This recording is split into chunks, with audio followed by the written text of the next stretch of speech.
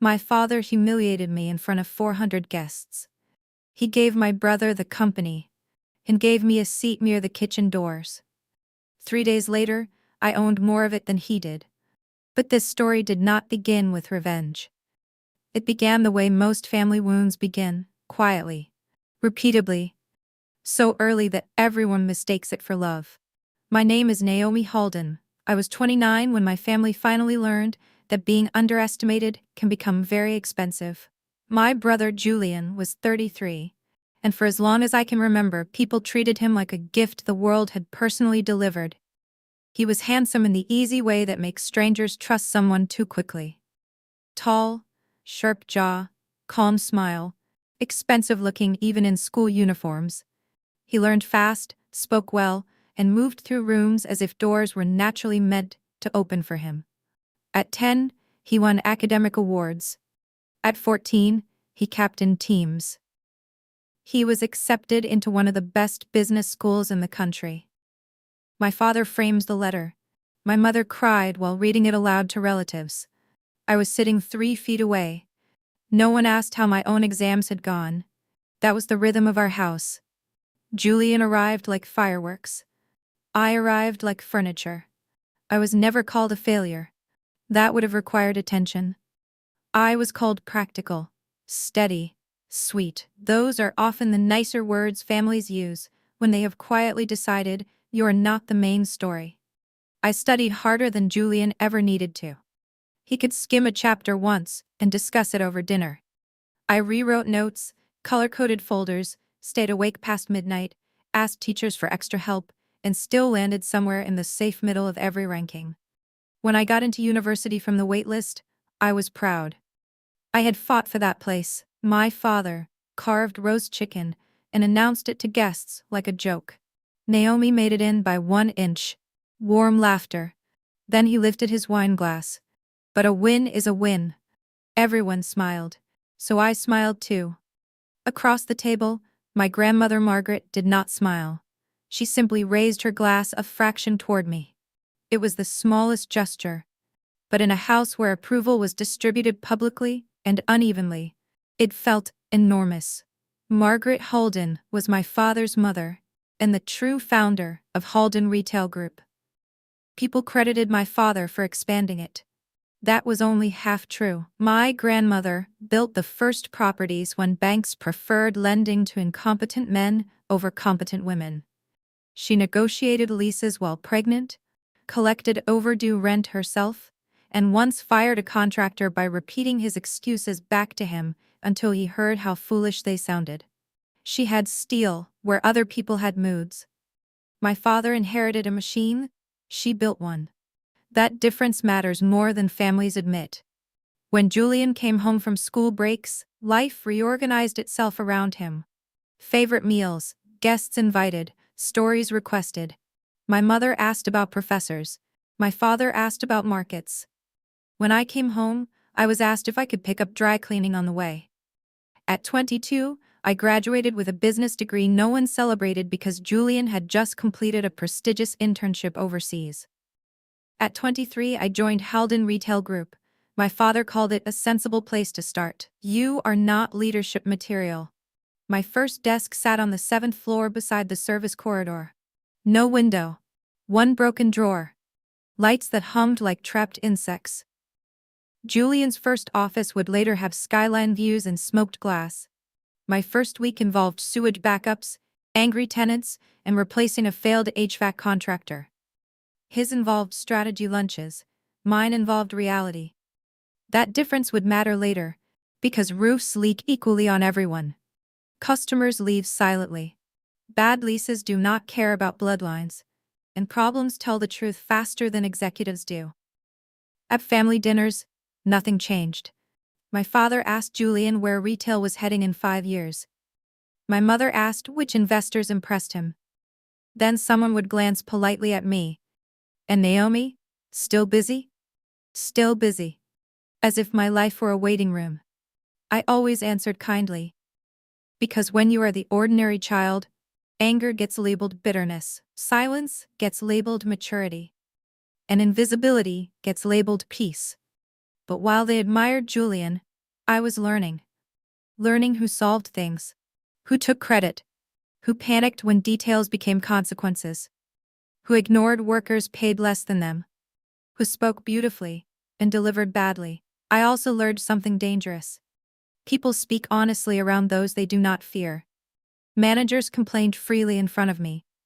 Vendors told me truths they hid from executives. Maintenance teams explained where money was wasted. Regional staff warned me which directors lied in reports. No one guarded themselves around Naomi. I met his eyes. They lacked denial. Julian stood. She assembled this from partial data. No, I said. I assembled it from departments no one thought to silence. That landed. Because it was true. People speak honestly to the overlooked. Then I removed the small speaker from my bag. My father's face changed immediately. I pressed play. Julian's voice filled the room from a recorded planning call.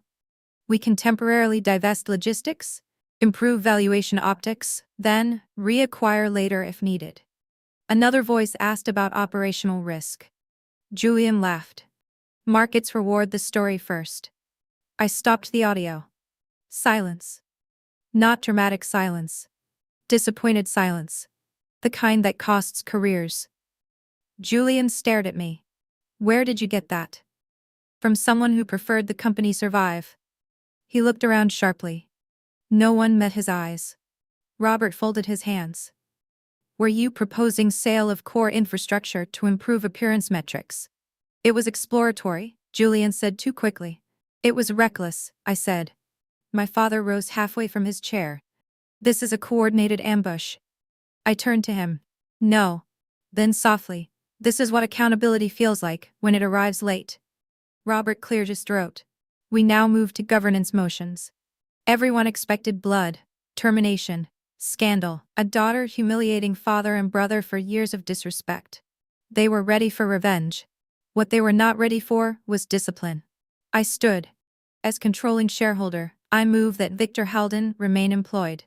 Confusion crossed faces. My father blinked. Julian exhaled in relief too soon. I continued. Under immediate restructuring terms.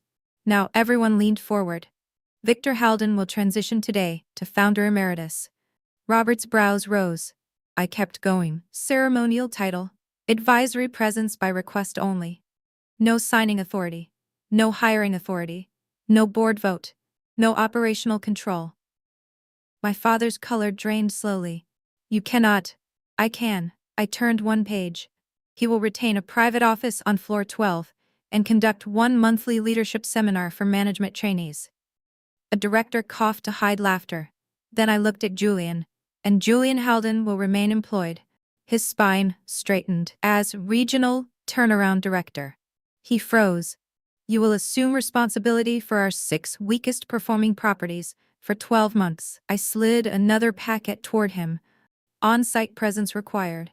KPI compensation only, no executive assistant, weekend audits mandatory. This is insane, he said. No, I replied calmly. This is educational. My father found his voice. You are humiliating your own family.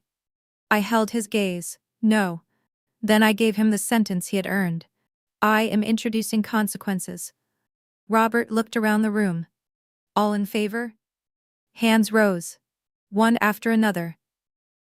Just realistically. Because power rarely falls in explosions. Usually it falls when enough people stop pretending. Motion carried. My father sat down slowly, like gravity had become personal. Julian remained standing 1 second longer, unable to process a world where charm had no voting rights. Then he sat too. Outside the glass walls, thousands of ordinary people kept working. Opening stores, fixing problems, keeping promises, doing the useful work. Men, like my father, never respected enough. For the first time in that boardroom's history, someone like them had won. People think revenge is loud. It isn't. Real revenge is procedural. It is watching people who believe themselves untouchable discover that rules now apply to them. The board meeting ended at 12:17. By 12:30, word had reached every floor. By 1 o'clock, Executives who had ignored me for years wanted to align priorities. By 2, my father's assistant was crying in the hallway. Power does not improve memory. It accelerates it. I spent the afternoon in a temporary office while legal teams updated signatures, banking controls, reporting lines, and access permissions. My father spent the afternoon refusing to leave his old office. That issue arrived at 3:10. Robert Hensley entered with the expression of a man tired of wealthy men behaving like children. Victor has locked the door. I looked up. Physically? Yes. Has he said anything? He informed security this is still his building. Let's go. When we reached the executive floor, half the corridor was pretending not to watch. My father's office door was shut. From inside came drawers slamming. I knocked once. Dad. Silence. Then, you don't get to call me that today. I almost smiled. Open the door. This circus ends in a month. Then you can enjoy being wrong from floor 12. The handle jerked. Then the door opened. Victor Haldon stood in the center of the office he had mistaken for identity. Tie loose. Face red. Family photographs already packed in a box. Even now, she understood symbols. You think this is victory? He asked quietly. No. I kept my voice calm. This is transition. He laughed bitterly. You always hide behind language. And you always hid behind certainty. He stepped closer. You are not me. Thank God. For 1 second I thought he might slap me. Instead he looked away first. That surprised us both. I gestured to the box. Take what's personal. IT will transfer the rest. You're enjoying this. I considered lying. No. A beat. I'm respecting it. Respecting what? The fact that consequences should feel real. I turned and left him there. Not broken, but limited. That was enough. Julian's first meeting under his new role was scheduled for 7 a.m. the next morning. I chose the time personally. Conference room B. No skyline. Plastic water pitchers. Weak coffee. 6 folders waited on the table, 1 for each Staling property now under his control. He arrived at 7:08. Wrinkled shirt, no smile. Good. I was seated with Teresa Mara, head of field operations, and 2 regional managers. Teresa was the kind of woman who could silence executives using only eye contact. Julian stopped in the doorway. What are you doing here? Observing your onboarding. This is unnecessary. Teresa spoke before I could. So was being late. I opened folder 1. Northgate Commons. Theft increase, occupancy decline, HVAC liabilities. Folder 2. Cedar Point Plaza. Parking redesign failure from your branding plan. Traffic down 14%. Folder 3. Brookmere Plaza. You remember that one? His jaw tightened. By folder 6, he looked like a man discovering gravity. Then I slid the final sheet toward him. 12-month compensation structure. He read it. This is lower than my previous salary. It's insulting. It's performance-based. He laughed once. You're punishing me. I leaned back. No, Julian. I let the silence sharpen. I'm introducing you to reality. He looked around the room for support. There was none. Teresa handed him a hard hat. Site visit leaves him 10. He stared at it like it might stain him. I stood to leave. At the door he said my name. I turned. You wanted this for years, didn't you? That deserved honesty. No. I held his gaze. I wanted to be taken seriously for years. Then I walked out. My mother arrived at headquarters that afternoon, wearing oversized sunglasses indoors. She removed them dramatically, once inside my office. Her eyes were swollen. Whether from crying or rage, I couldn't tell. How could you do this to your father? I kept signing vendor approvals. Sit if you'd like. Don't patronize me. Then don't perform. She froze. No one had spoken to her that way before. She sat slowly. You embarrassed us. I set down my pen. No, I spoke calmly. I interrupted an old tradition of embarrassing me. That is unfair. Is it? I began counting softly. Table 26. She looked confused. Supporting greatness. I continued, still busy. Her face changed. Memory was finally working against her. I never meant. I know. I softened my voice. That's the problem. Tears came instantly. We wanted peace. No, I said. You wanted comfort. She looked down. For the first time in my life, Elaine Halden had no elegant sentence ready. I almost pitied her. Almost. By the end of week 1, consequences multiplied. My father's keycard no longer opened executive elevators. Julian's driver was reassigned. Expense accounts were reviewed. Authority maps were redrawn. The intranet now listed Victor Halden, founder emeritus Julian Halden, regional turnaround director Naomi Halden, interim executive chair. I stared at it longer than expected. Not because I loved titles, because for once, it matched reality. Then my phone rang. Teresa. How's he doing? Your brother? Yes. A pause. He asked a cashier why shrink was high. That's good. She laughed in his face. I smiled. And then? He asked again. I looked out the window at the city below.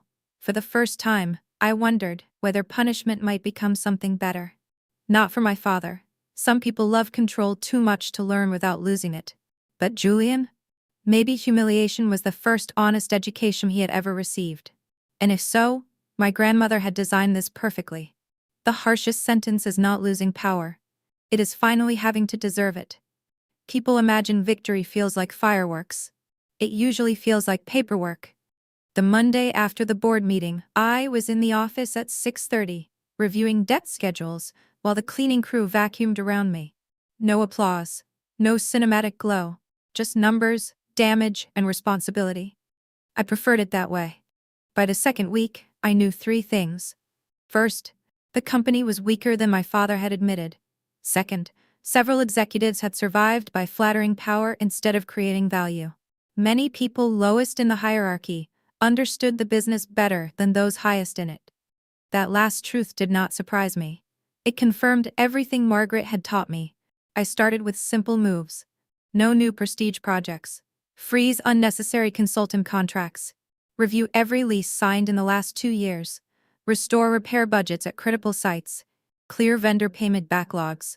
Require direct operational truth reports from regional managers. Some executives hated the phrase, operational truth. Good. Discomfort can be diagnostic. I also made one decision the board found strange. I promoted Teresa Morrow to Chief Operating Officer. 2 directors privately questioned whether she had enough polish. I asked whether ceilings cared about polish when they collapsed. They stopped asking. Teresa accepted with one sentence. Try not to slow me down. I liked her immediately. Julian hated his new role for exactly 12 days. I know because on day 13 he stormed into my office, carrying 3 folders and visible outrage. This job is impossible. I kept reading a vacancy report.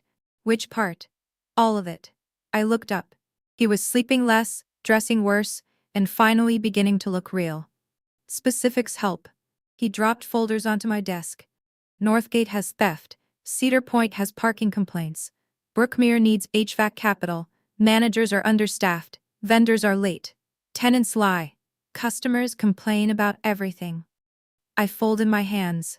Yes. He stared. That's your answer? That's operations. He paced. This is chaos. No, I kept my voice calm. Chaos is when executives ignore it. He laughed bitterly. You planned this. I inherited it. He stopped pacing. For the first time, he looked less angry than confused. How did you know all this? Because I had lived where he never visited. Because invisible work leaves maps in the people doing it. Because while he learned to impress rooms, I learned what rooms hide. But I only said, I listened. He left without another word. 2 weeks later, Teresa forwarded me a report. Julian had spent 6 hours helping reset a failing storefront layout at Cedar Point. No cameras, no speech, no audience. Interesting. My father adapted differently. Victor treated floor 12 like exile. His new office was tasteful, private, and powerless. He complained about everything. Shared assistant. Worse coffee. Longer elevator ride. He missed authority the way addicts miss oxygen. Yet his monthly trainee lectures became unexpectedly popular. At first, Younger managers attended because required. Then they kept attending because strict of image management. My father finally told the truth. How he nearly lost our second property through over-leveraging. How fear ruined one negotiation and saved another. How Margaret once fired a cousin before dessert. How growth without discipline becomes vanity. One afternoon I stood outside unnoticed and heard him say, "Never confuse being obeyed with being respected." The room wrote it down. So did I. Power had hidden parts of him worth knowing. Losing it exposed them. I found that tragic and useful. My mother changed most quietly. Elaine stopped hosting status dinners, stopped posting polished family photos, stopped speaking about image. She started calling me on Sundays. At first, conversations lasted 4 minutes. Weather, traffic, health. Then one day she asked, "Were you lonely growing up?" I almost dropped the phone. Yes. Long silence. "I think I knew," she said softly. That sentence hurt more than denial would have. Because denial can be fought.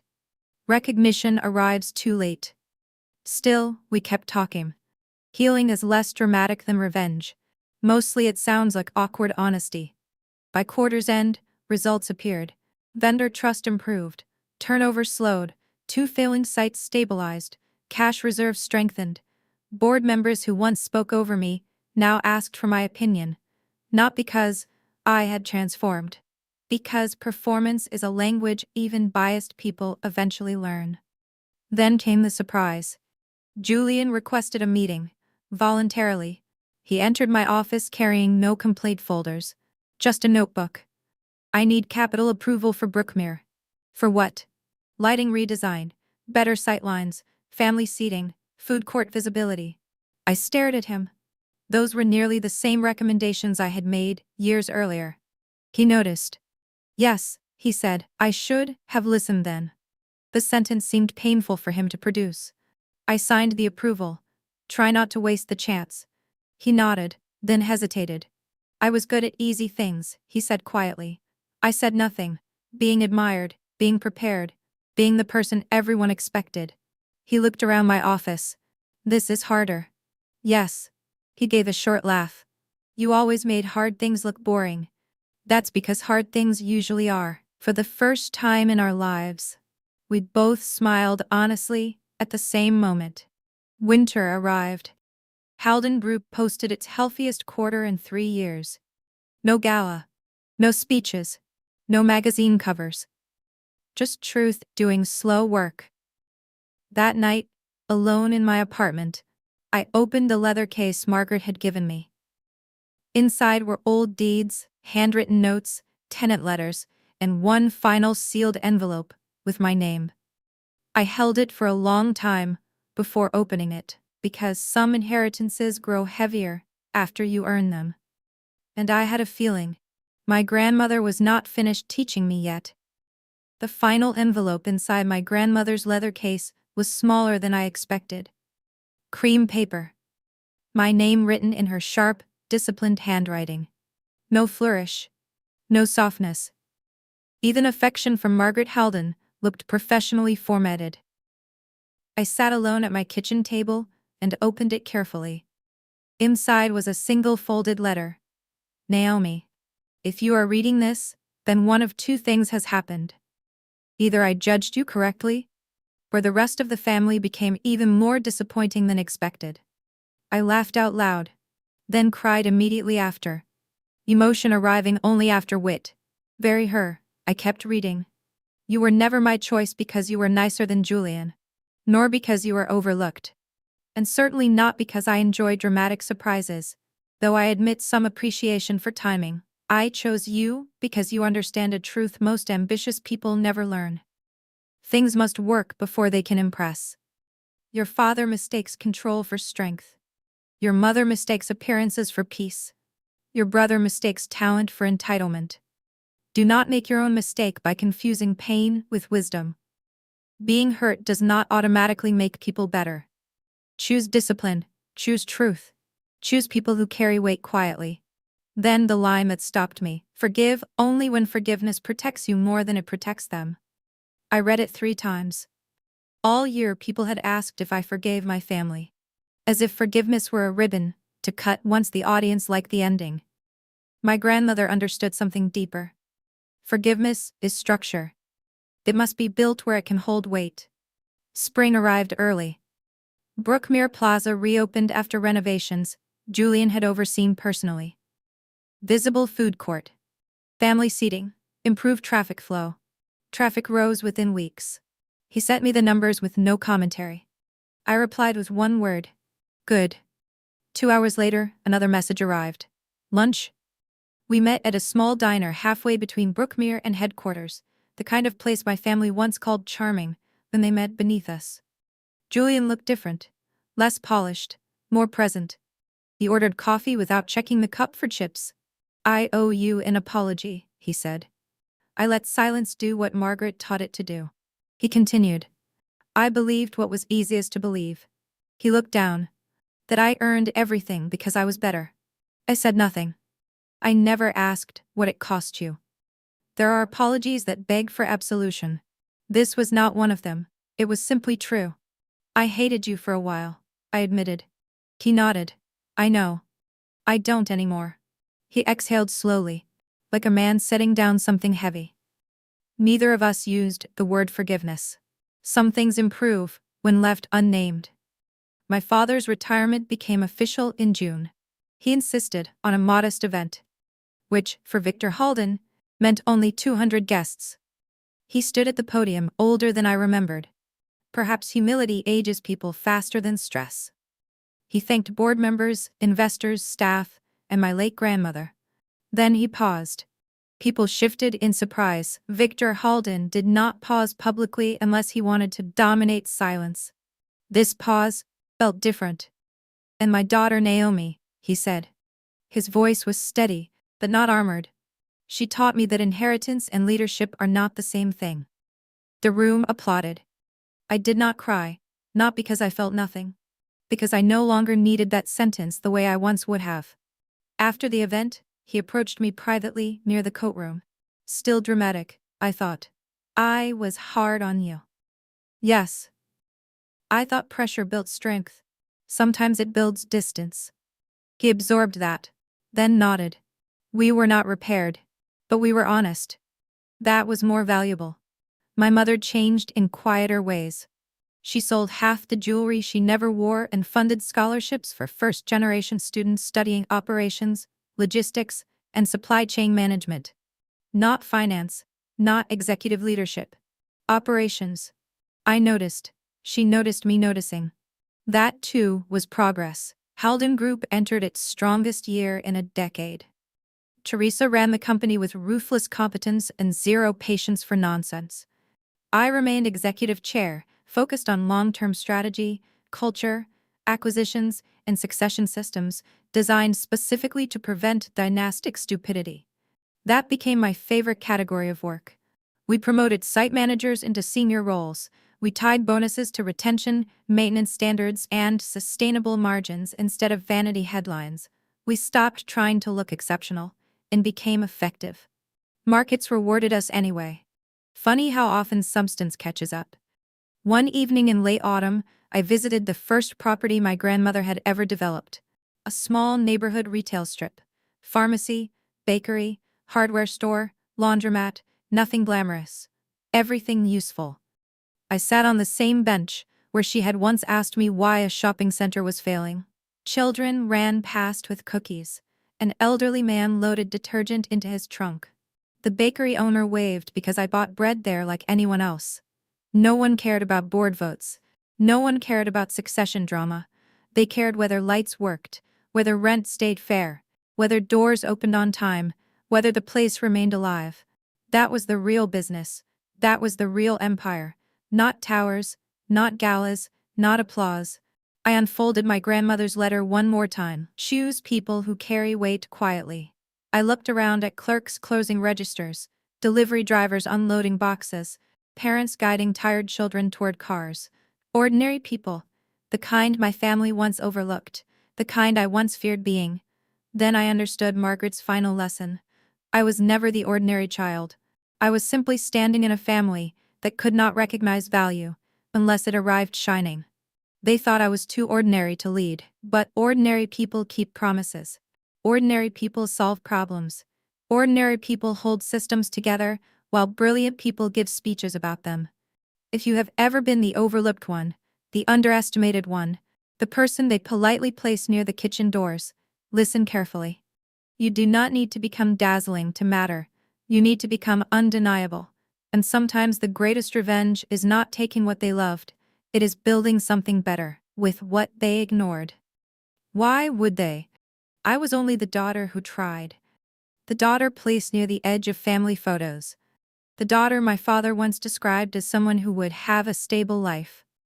What none of them understood was this: the person no one notices often sees everything. And while my family spent years polishing Julian into the perfect heir, someone else was quietly preparing me for something much more dangerous than praise. She was preparing me to be right. If my parents were raising Julian to be admired, my grandmother was teaching me how the world actually worked. She never once asked about my grades.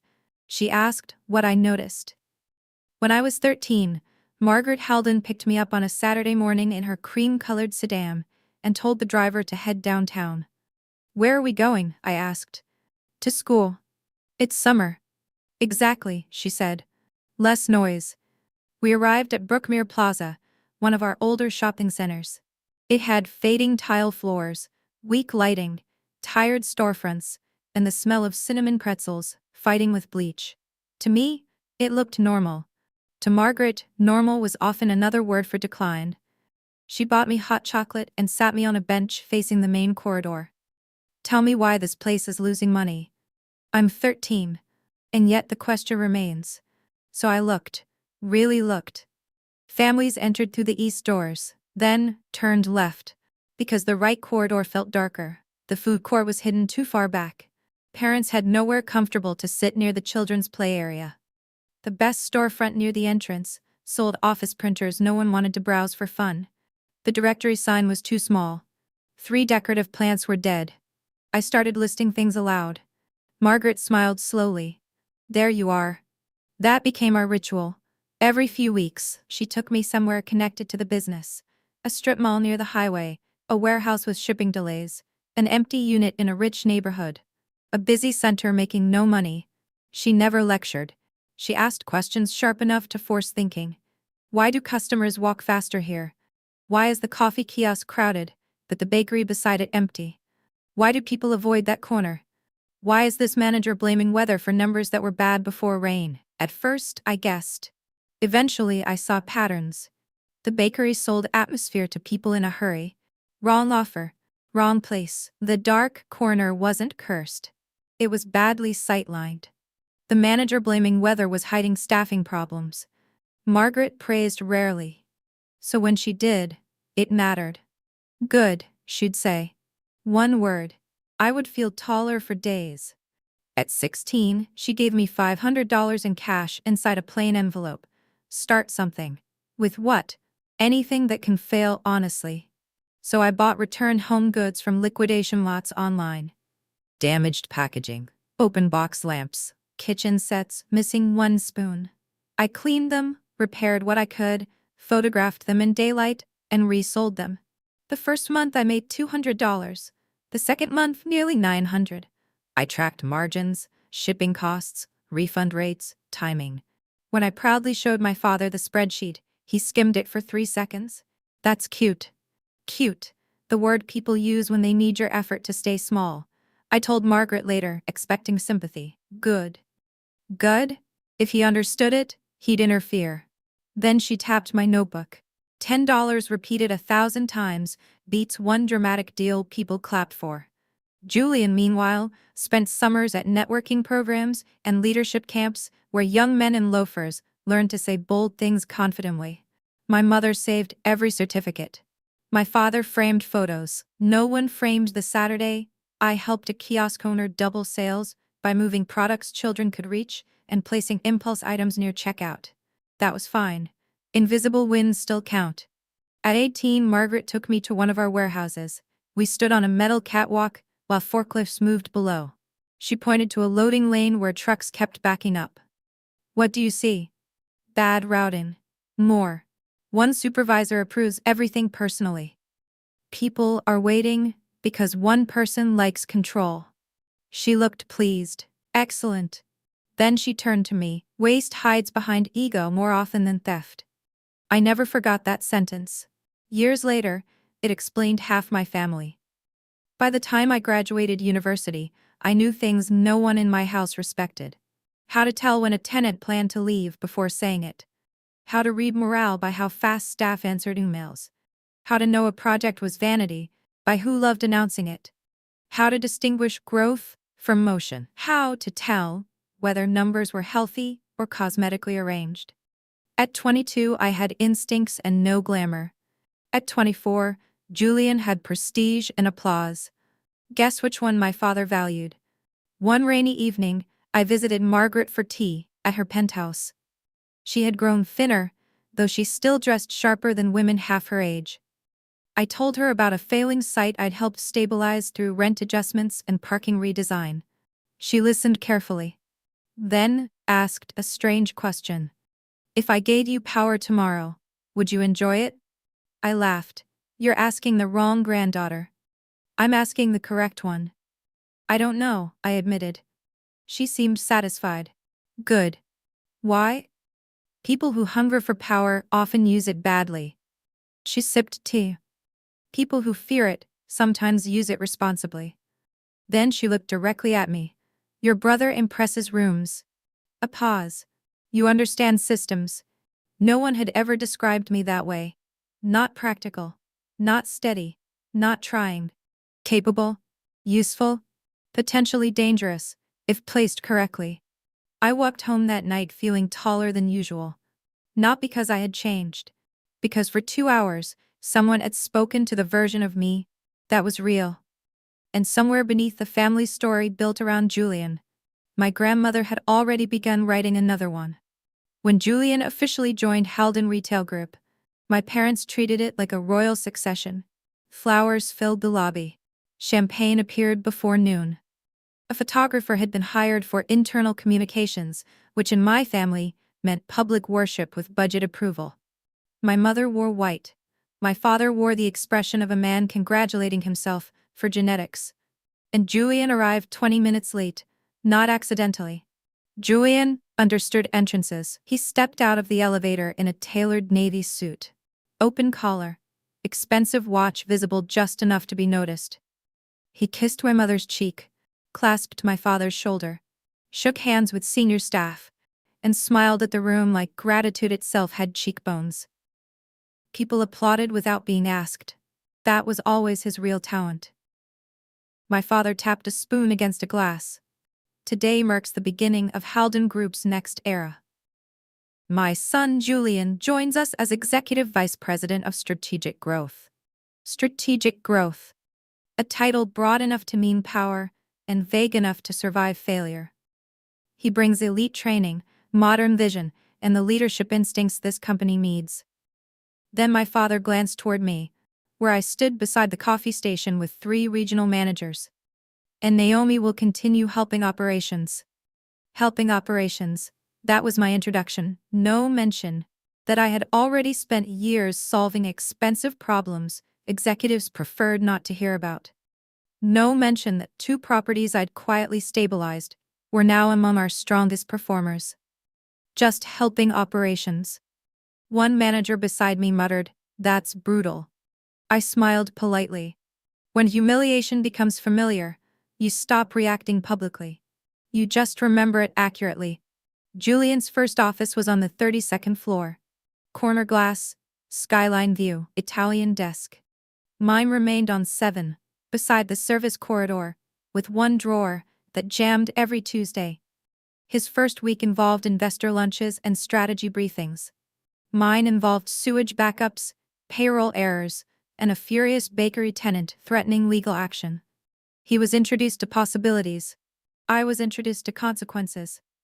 Within 2 months, the company began speaking Julian's language: transformation, acceleration, brand elevation, premium repositioning, synergy.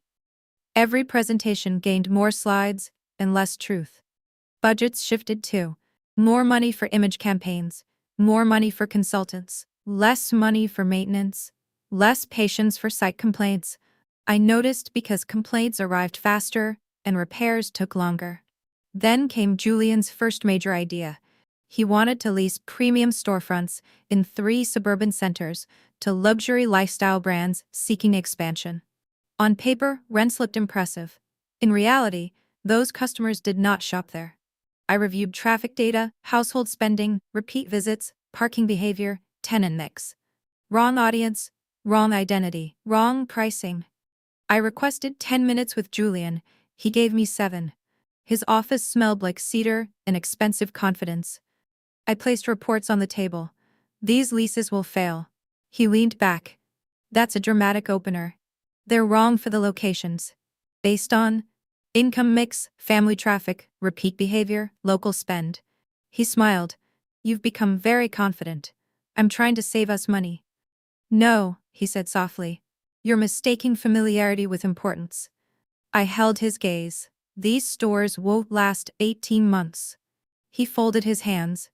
This is why perspective matters, Naomi. You work close to the ground. A pause. Useful, but limited. Then came a smile that had protected him all his life. Leave altitude decisions to people at altitude. I stood.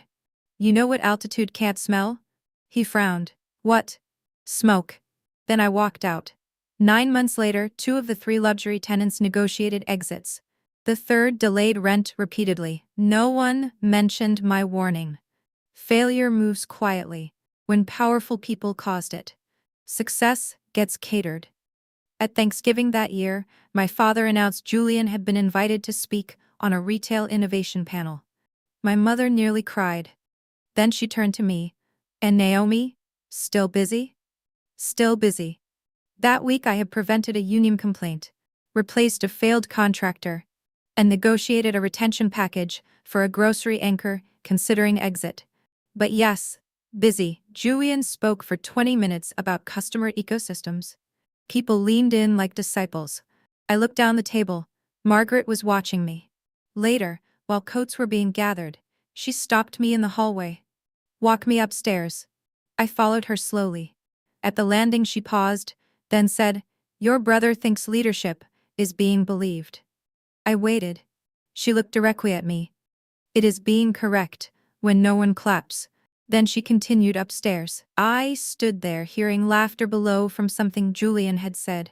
For the first time, I wondered if my grandmother wasn't merely encouraging me. Maybe she was measuring all of us. And maybe the score was not what my father believed. By spring, more cracks appeared. Senior operations staff resigned. Vendor trust weakened because payments slowed. Marketing invoices ballooned. Regional directors privately complained that Julian promised timelines impossible to execute. And still, publicly, he shined. Trade magazines called him the dynamic future of Halden retail. My mother clipped every article. My father framed one in the board hallway. No one framed the rise in turnover. No one framed the emergency repairs caused by delayed maintenance. No one framed the weekends I spent reopening damaged centers while executives attended charity galas. Then one Tuesday afternoon, my phone rang. Her voice sounded thinner than I had ever heard it. Come tomorrow. Is everything okay? No, she said calmly. Then the line disconnected. I stared at the phone. For the first time in years, I felt something stronger than frustration. Seer.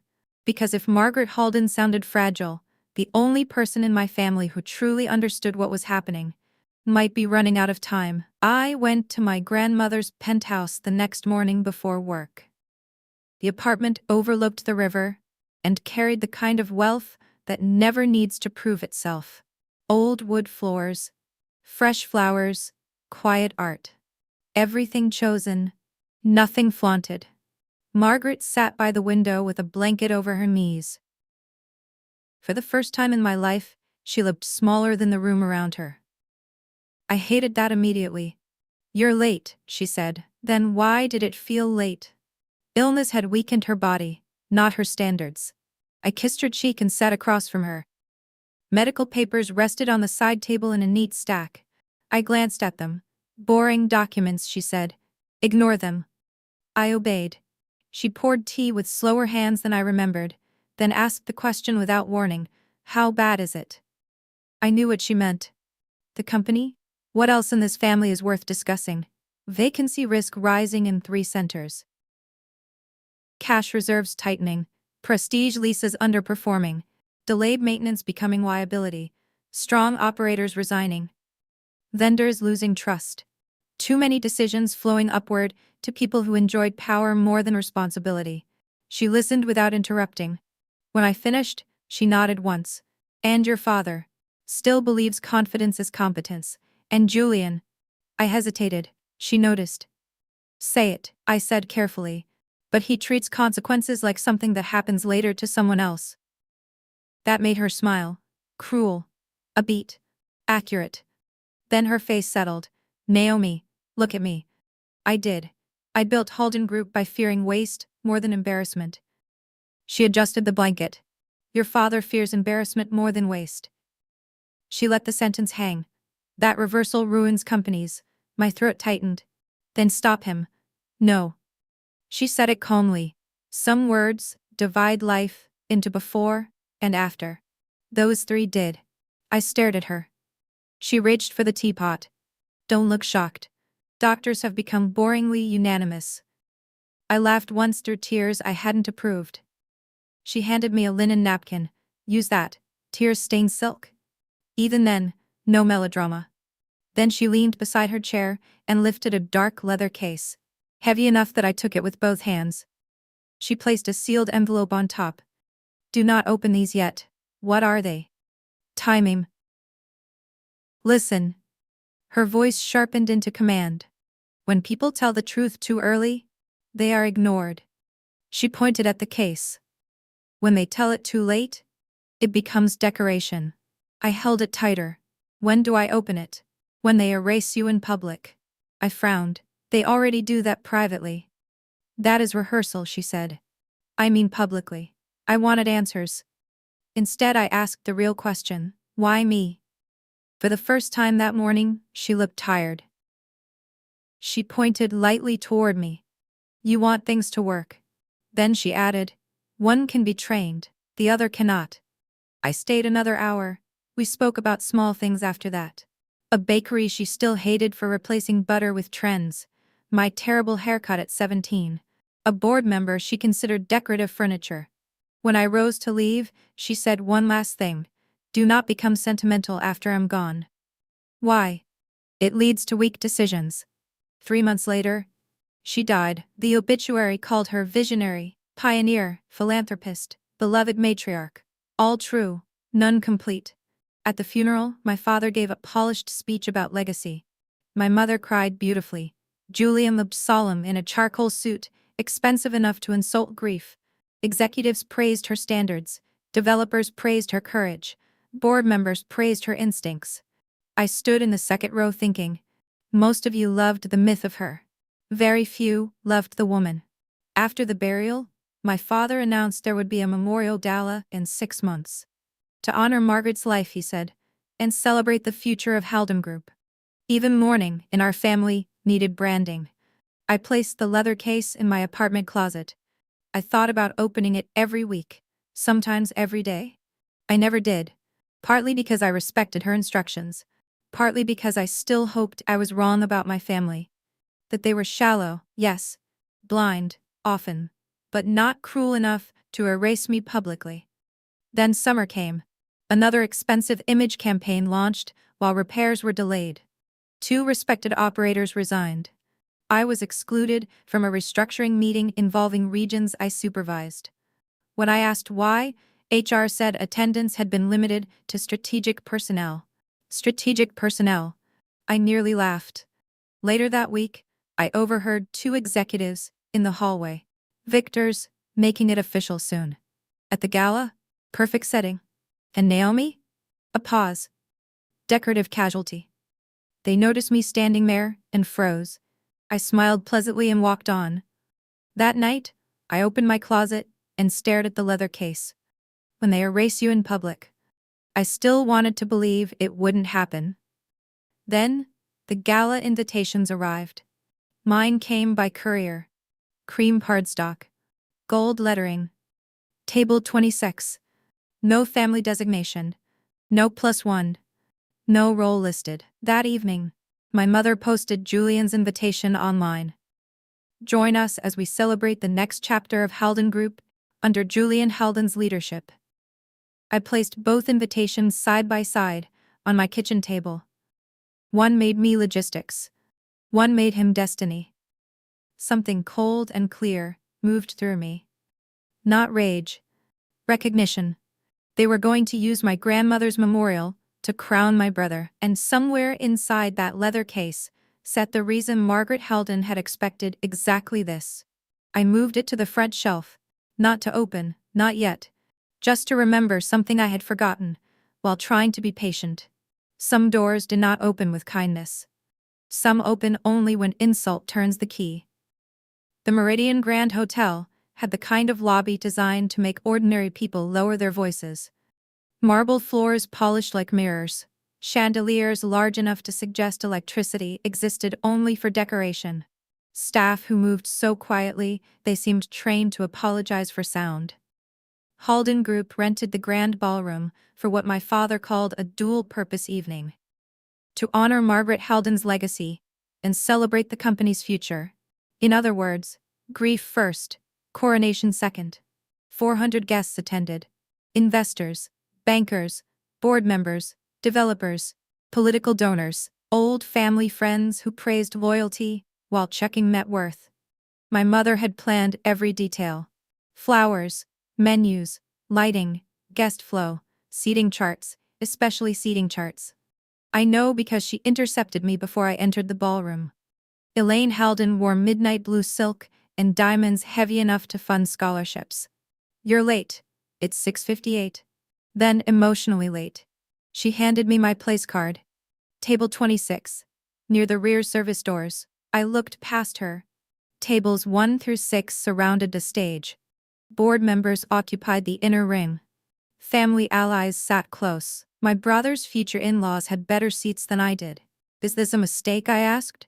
Her smile remained perfect. "No, it's practical." She adjusted my necklace without permission.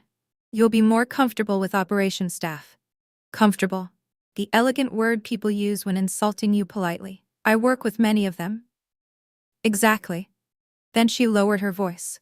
"Tonight is important, Naomi. Please don't make anything about yourself."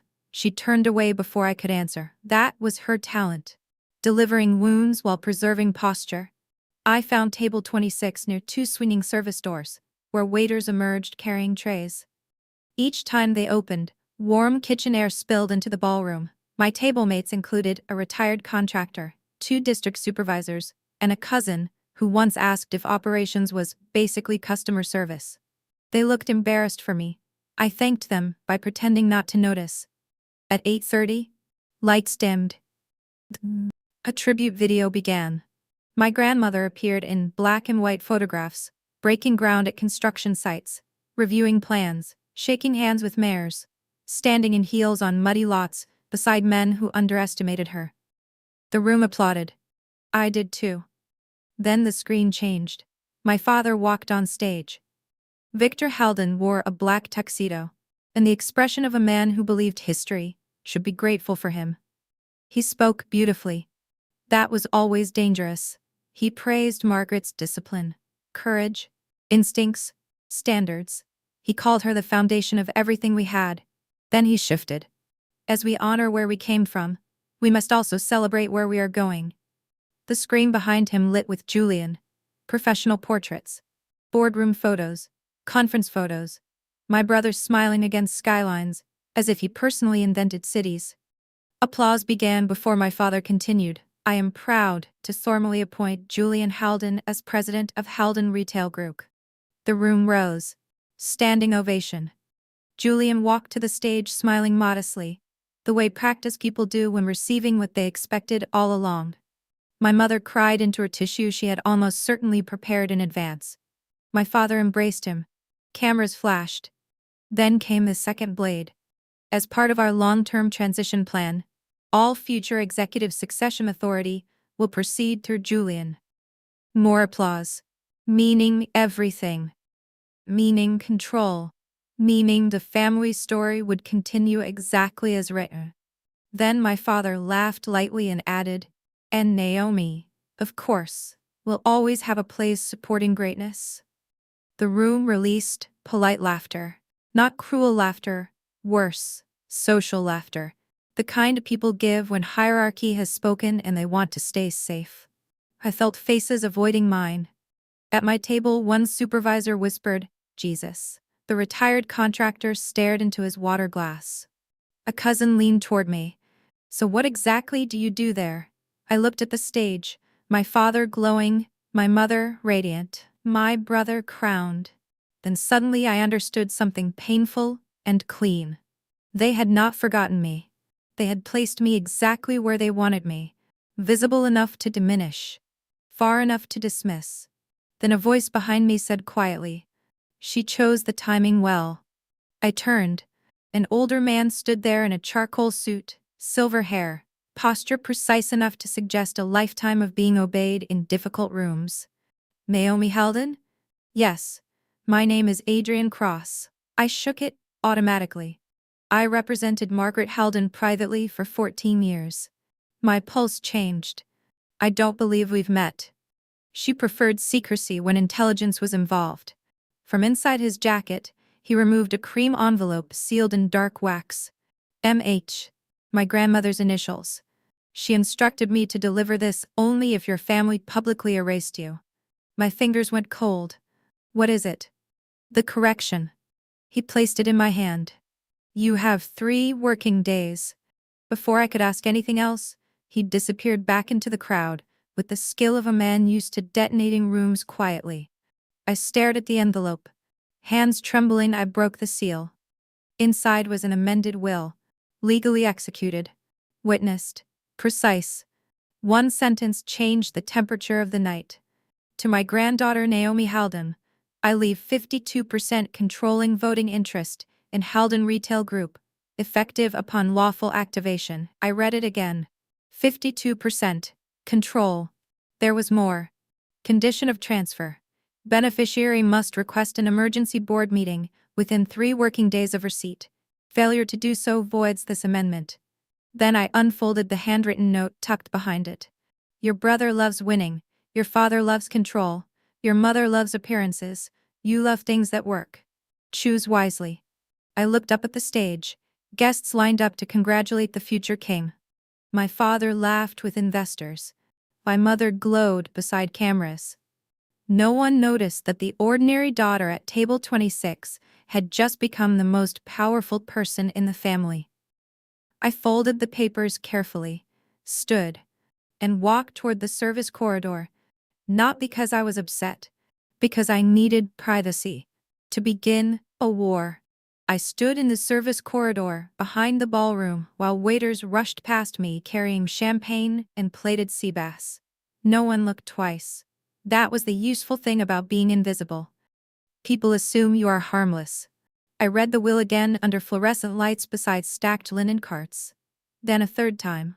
Every page was exact. Witnessed, notarized, prepared by Adrian Cross and Associates. My grandmother had not left me money. She had left me leverage, and she had attached a clock to it. 3 working days. Not 3 days. 3 working days. Meaning she expected chaos.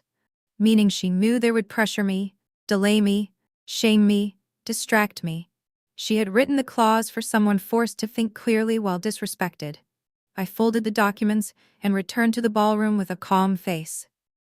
My father was laughing with investors.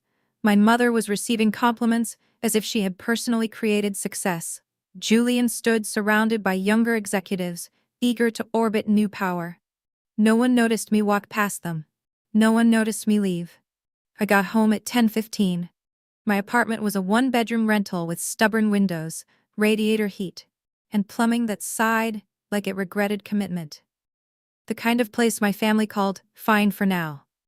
I placed the envelope on my kitchen table and called Adrian Cross. He answered on the second ring. I wondered how long it would take. "Is it real?" Yes. Can they stop it? They can challenge it.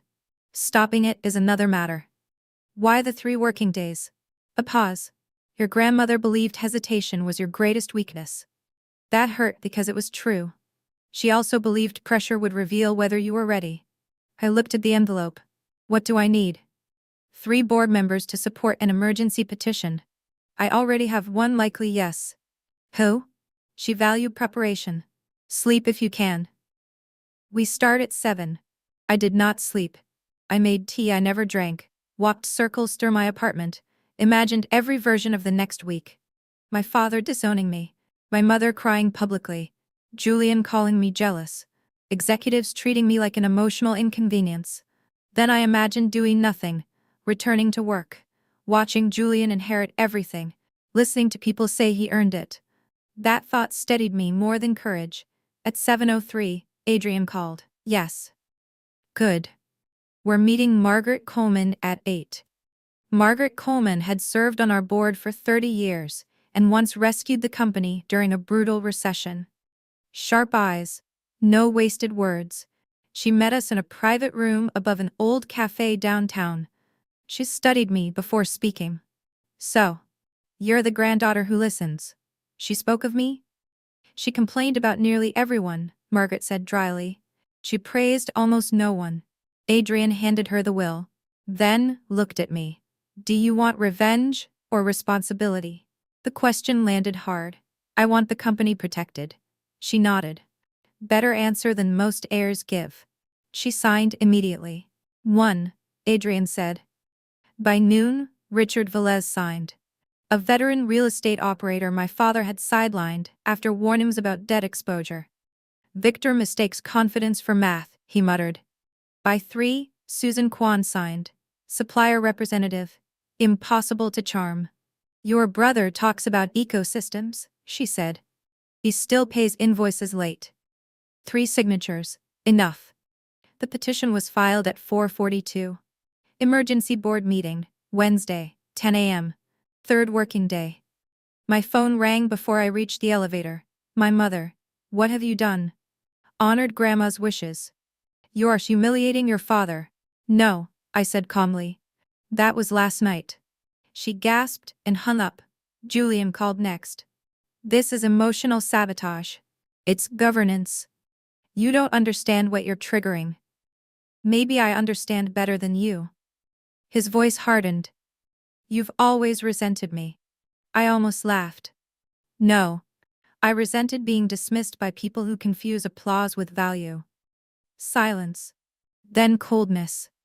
If you do this, there's no path back. There never was. I ended the call. At 6:30, my father arrived at my apartment. He had never visited before. That alone told me everything. Victor stood in my narrow hallway, looking offended by the dimensions. We need to talk. We are. He glanced around. You live like this by choice? No, by compensation. He ignored the strike. You're emotional because of the gala. I'm strategic because of the gala. His jaw tightened. Whatever fantasy my mother filled your head with, companies are not run by sentiment. No, I said. They're ruined by ego. For a second, something dangerous crossed his face. Then he changed tactics. I can make this easy. There it was, the offer. Name it. Vice president title. Better salary, public recognition, equity package. Recognition. Always the cheapest currency they owned. And the company? Julian is prepared. I opened the front door. You should leave. He stared at me.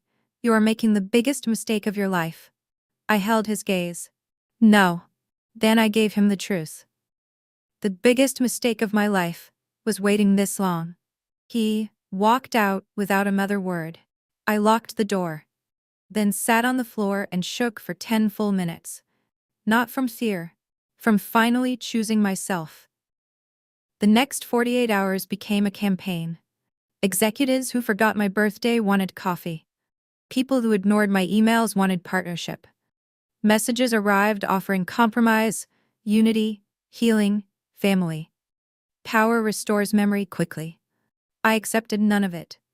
Instead, I prepared lease losses, cash decline, vendor distrust, executive turnover, prestige waste, deferred maintenance.